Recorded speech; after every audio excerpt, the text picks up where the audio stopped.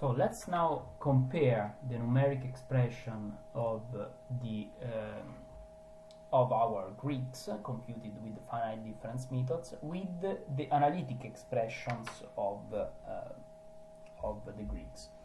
With analytics, I mean closed form solutions. Indeed, if we go to our options class, and in particular both in plain vanilla options and digital options, I have implemented the basically the known closed form solutions for plain vanilla for the Greeks of the options. So let's go to for example, let's consider the plain vanilla option case and the delta of the option. For example, here is the call, the delta of the call delta. It's basically the cumulative distribution function evaluated at D1, the D1 parameter in the Black-Scholes formula. And this is it. Other Greeks have other different expressions, but these are known in closed form. So these are analytical expressions, so no approximation.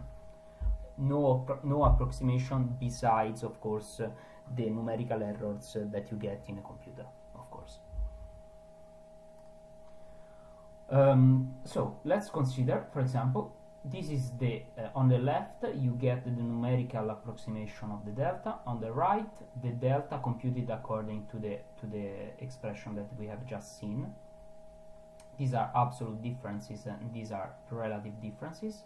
So we see that for lower values of S, so for out of the money calls, you get greater errors, whereas the errors tends to decrease in the money options. Then there is the theta. Well, the theta is a bit more complex to understand where the error comes, but we see that still the errors are, these are very small errors as you can see, but they tend to be bigger, at least in relative terms, still in out of the money, in the out of the money case. The gamma. The gamma, instead, we see that the biggest error you get for in the money case, and finally the vega. Instead, the biggest error is in the out of the money case. And then there is the rho, in which we see the same behavior. Okay.